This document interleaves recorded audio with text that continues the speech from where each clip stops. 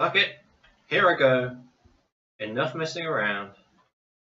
I'm just going to start recording because I have been messing around all day. I might just take a little lozenge here because I have been having a bit of a runny nose and a bit of a phlegmy throat, so hopefully this will just help me a little bit. So if you hear a bit of clunking around, that's just this ginormous fucking lozenge. Fucking hell, I can't even talk now. This is a ginormous lozenge that is going to be rattling around in my mouth, and I do apologise for that in advance. Oh, hold on. I have not even introduced myself yet. I am Ed, aka T3CHNO BADG3R, as you will know me on YouTube. That is the username which I used. Quite a good story to that username. Eventually, I'm sure I'll get round to telling everyone about how I came to choose that username and what it really means to me. But right now, I'm here recording some Total War Shogun 2. I hope that you will enjoy this playthrough. It's one of my favourite games, you see. Haven't played it in a while. Just sold my old computer and built a new one.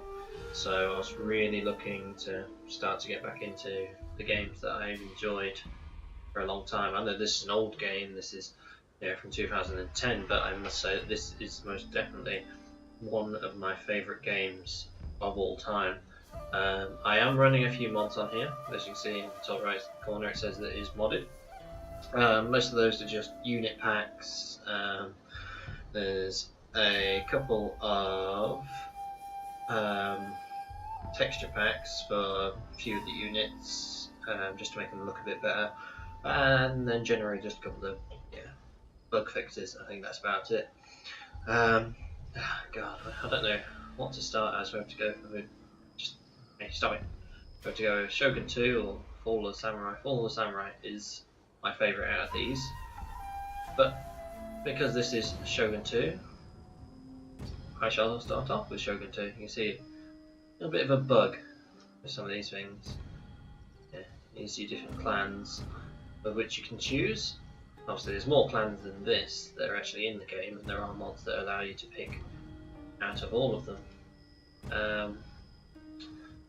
Now choosing which one I like can be a little bit difficult because I quite like close to all of them. The Chozokabe, these guys here, they're pretty good. I do love the superior bowman. That is definitely helpful. Increased income from farms. You're always going to have farms, so it's always helpful to have obviously extra income from that if you have them anyway. And it's also cheaper to buy your bowmen and to keep them. And then you go to Shimazu, and these guys have katana units which are pretty good, and their katana heroes are amazing. As you can see, increased loyalty from all generals as well. Can be a little bit harder to play as these, just because you're so far away. You've got to build up your area here, because you have to hold these and then get Kyoto as well if you want to win the game. It is, a little bit easy for your initial challenge, but I find once you start to get further in and you've already taken over all this, you then have to try and work your way around to get over to Kyoto.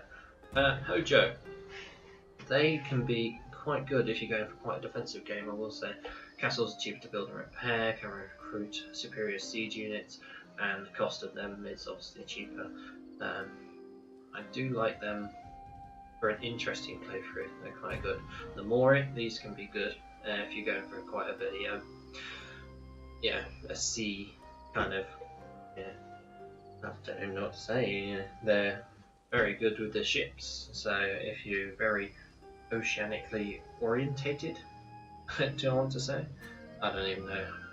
I'll just leave it at that. These guys are good with ships. They have some interesting units as well. They have kind of like pirate units. I don't know if those are vanilla or whether they're ones that I've added, but I definitely know that they're in there. And they can be quite good because they're very high attack, these pirate units, but quite low defense.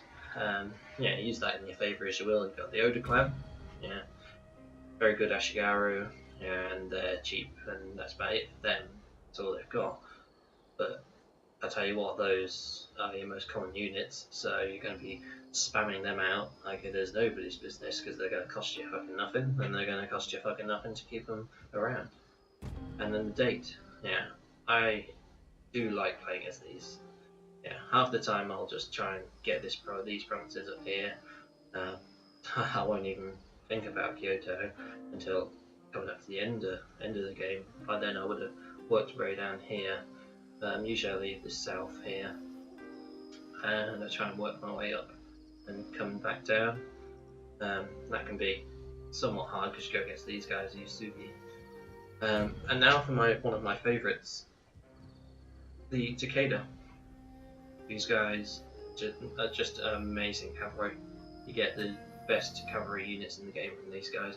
When I was a kid and I used to play on my sister's computer, the Takeda clan, they used to have so overpowered units, it was unbelievable. I would use these like there's no tomorrow.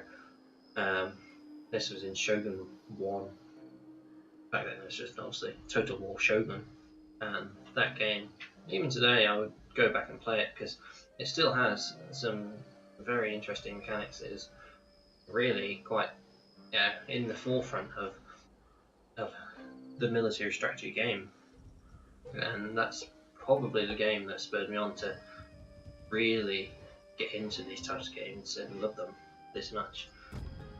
Tokugawa, ninja units, superior ninja units, bonus to diplomatic relations, and obviously you get them your Mesuke actions plus 2%.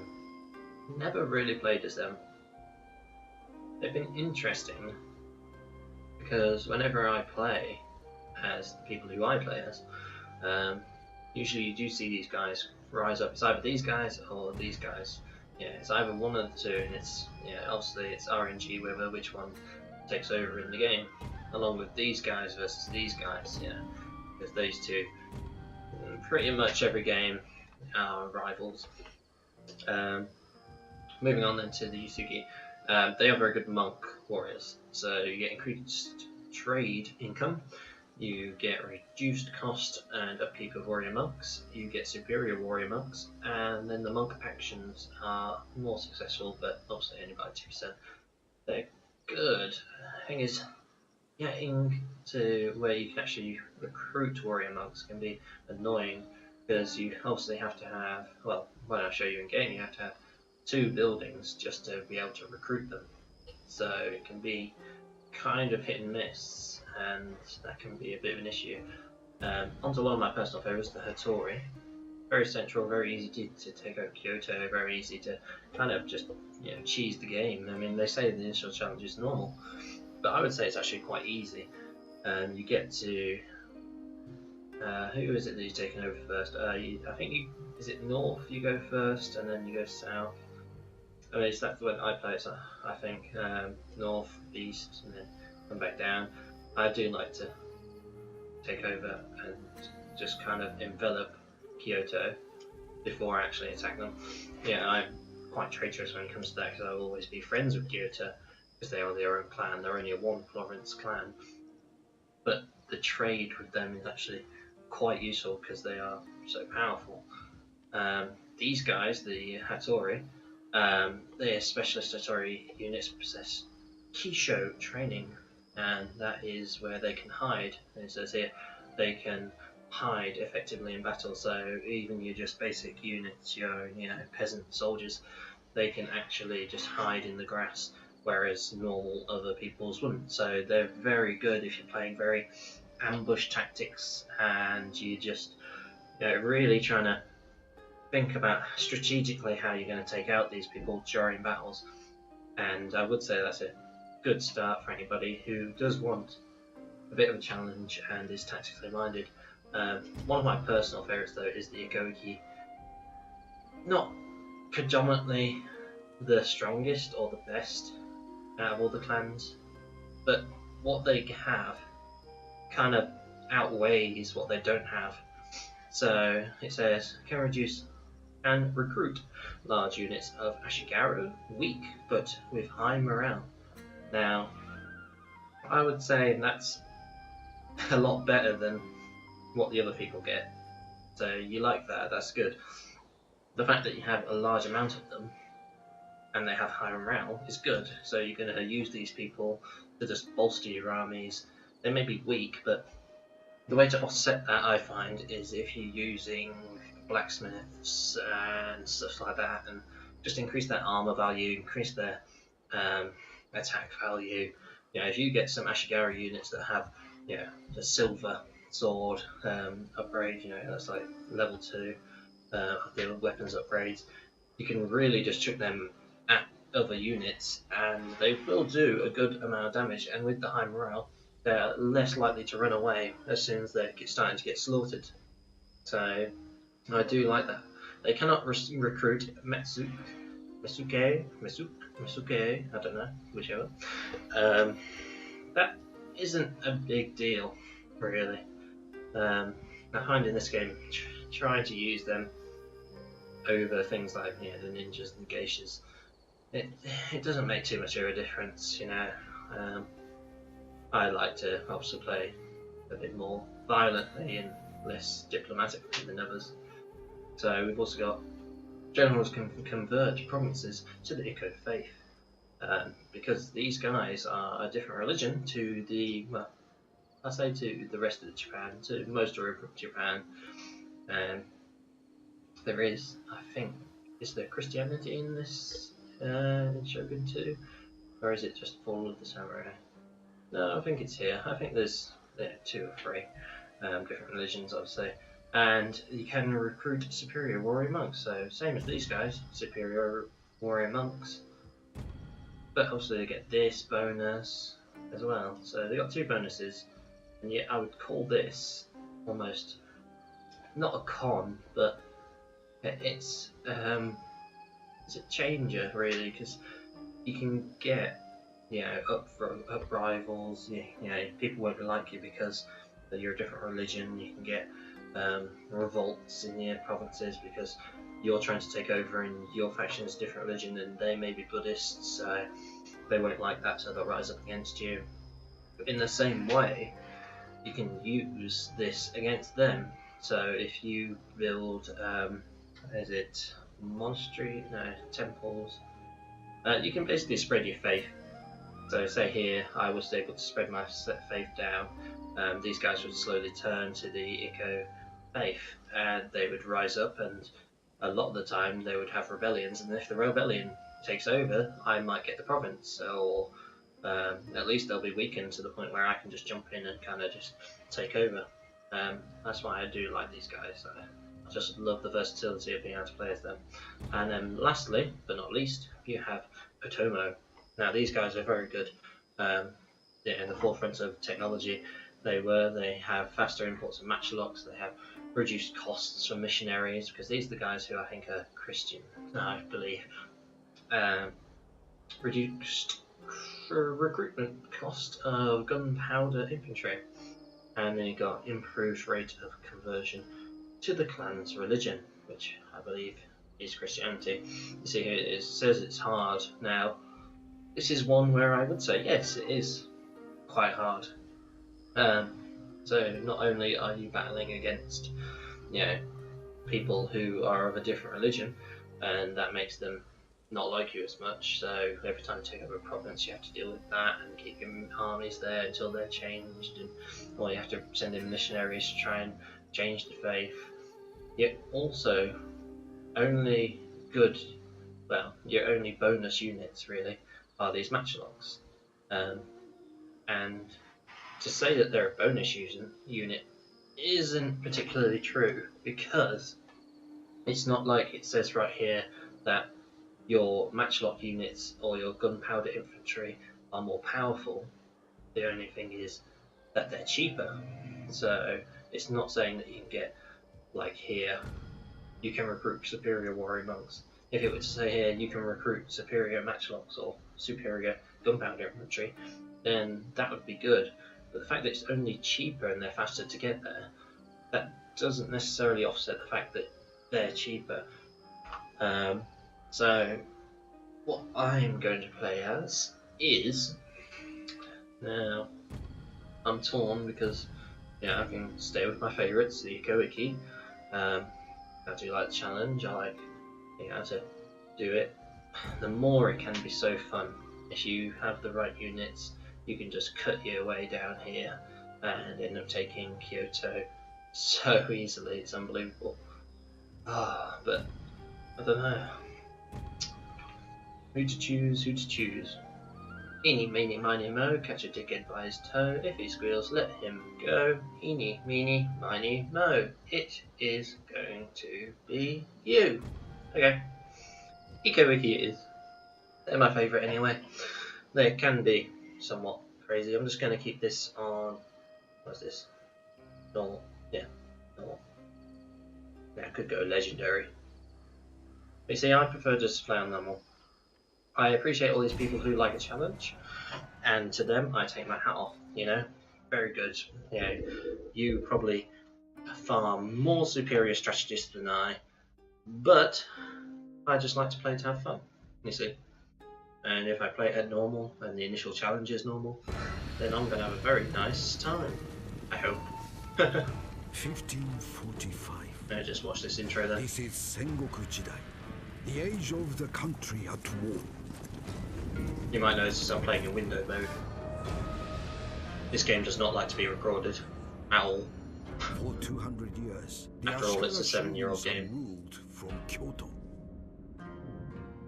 Great splendor and power were theirs. Now, the overmighty clans no longer obey. The time has come for a new warlord to become Shogun.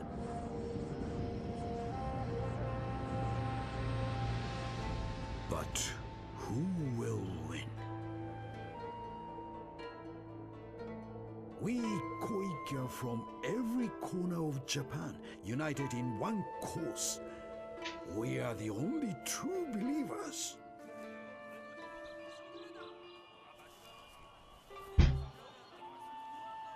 Our faith gives us power against any who oppose the will of heaven.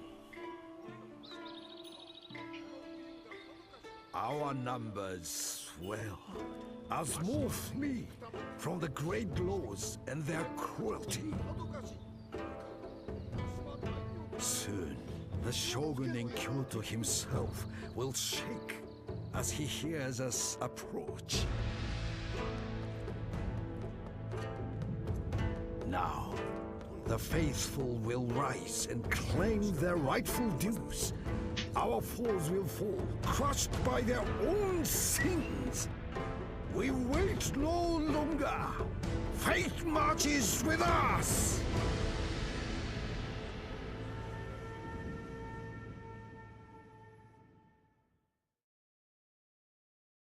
We are the ikko. And that was the intro. This is the kind of tutorial kind of intro, just to show you where you are, what you gotta do, who's around you, and whatnot. It was during this time that, in order to check our growing power and acquire our wealth, we were driven from Omi province and made to flee to Echizen and Kaga.